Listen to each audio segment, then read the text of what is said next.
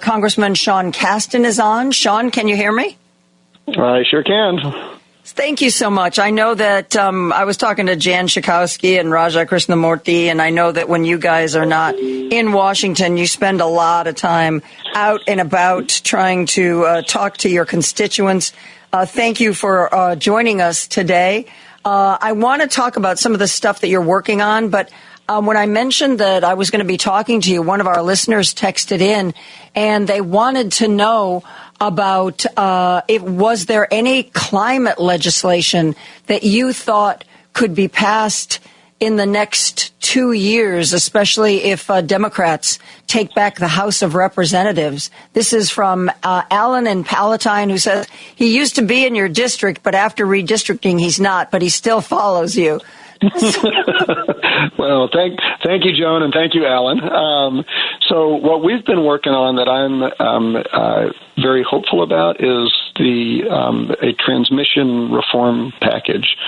When we worked on what became the Inflation Reduction Act, which came out of the Climate Committee that I had the privilege to serve on for 2 terms, at the end of that, we had a bunch of outside experts who said basically the 2 biggest barriers to realizing the goals of the Inflation Reduction Act are, number one, we are going to create so many jobs that we don't have enough workers. Thank you, immigrants, for helping to fill those gaps.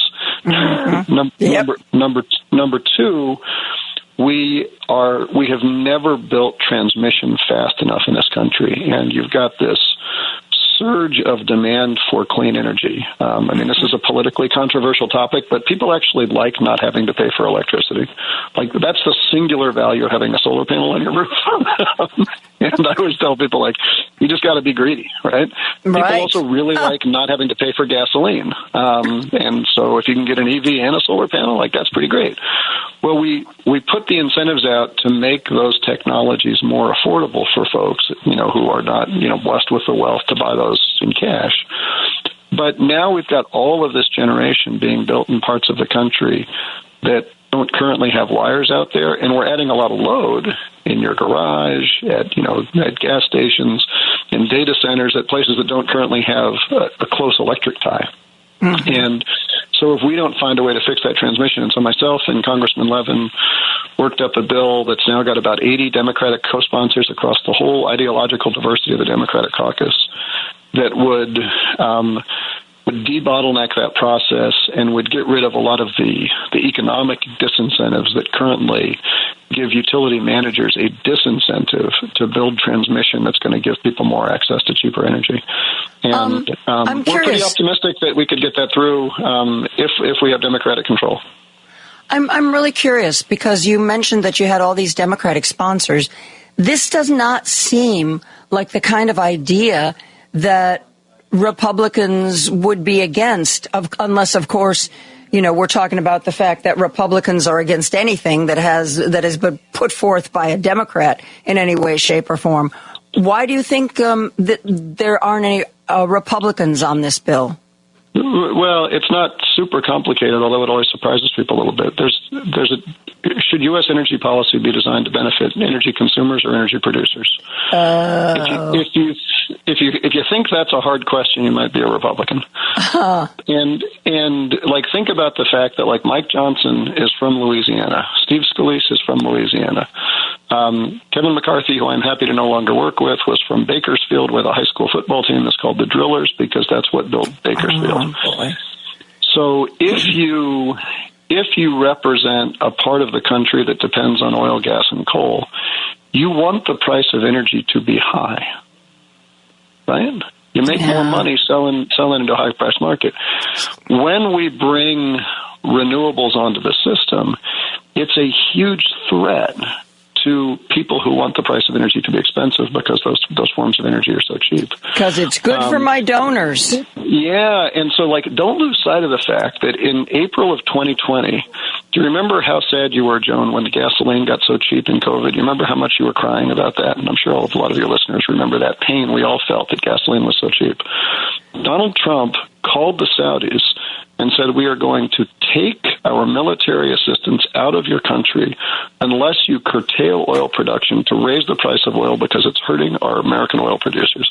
The Saudis flinched. They curtailed production. The price went up. That is the Republican agenda, to raise the price of energy so that oil and gas stores can make more money. And I think we can be very judgmental about that, but I think we also need to be a little empathetic about it, because you look at why has the West Virginia economy collapsed? Because coal is not competitive, and they haven't pivoted to something else. And we can be angry at the coal companies, but I think we need to be empathetic with the people in those communities who, through no fault of their own, now don't have the kind of job opportunities. They don't have the kind of community fabric that's there before. And in the Inflation Reduction Act, we were very intentional about saying, let's make sure that we prioritize investment in those communities that are going to be left behind, because they all are all Americans. The Republicans are not prioritizing the interests of the coal miners. They are prioritizing the interests of the coal miner owners. Those are two very different groups. But if you are doing things that are going to lower the price of energy, you are going to immediately be very partisan in today's Wow. Well, when you put it like that, it makes a lot of sense.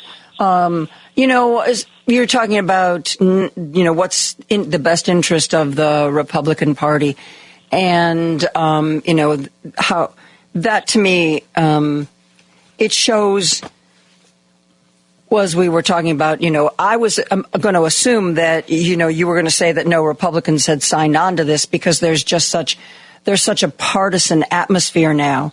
There have been reports that some Republicans on Capitol Hill have been told in no uncertain terms, you don't ever vote for anything put forth by the Democratic Party, because that'll be the death of you and your career.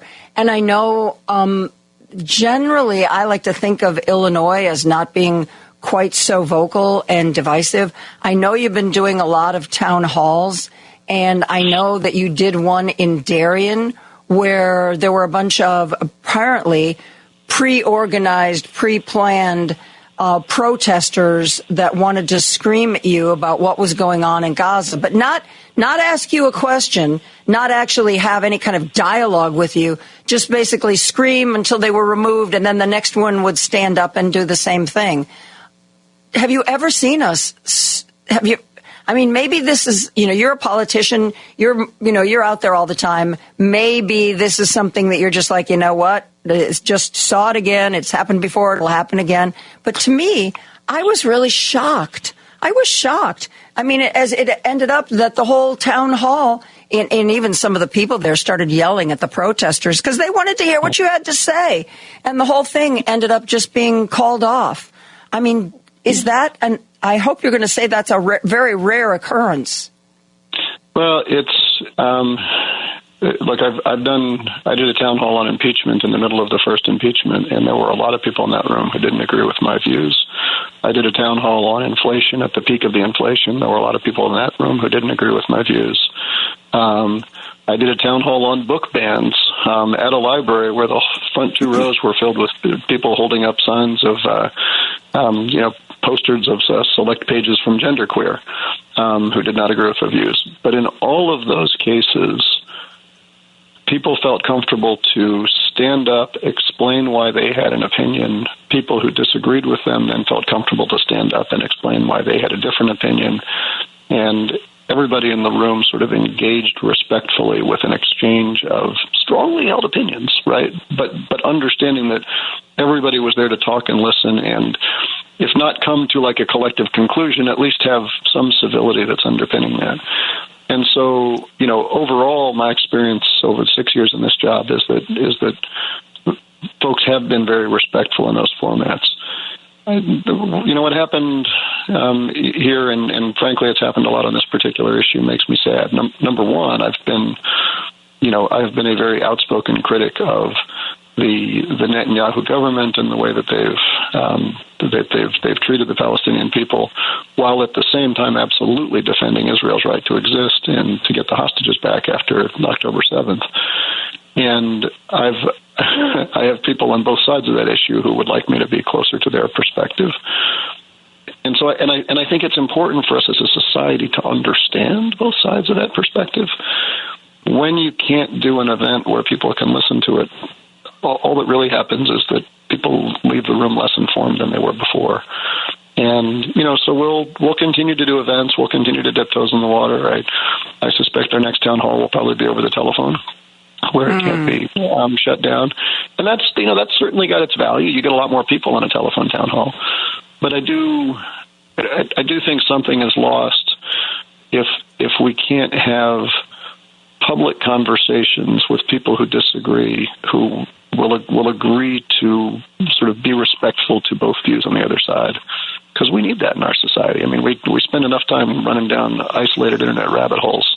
I joked once that the only places where every stretch of society comes together at once is in interfaith religious ceremonies, Bruce Springsteen concerts, and my town halls.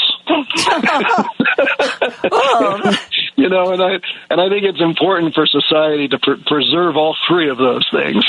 Oh, excellent. I do too. Sean, thank you so much. So enjoyed talking to you. Good luck with this campaign. And let's plan to talk after you're back in Washington, and maybe you can get some of these bills going once we have an all-Democratic Congress. Sounds great. Always a pleasure, Joan. Thank you. Sean Casten represents Illinois' 6th District.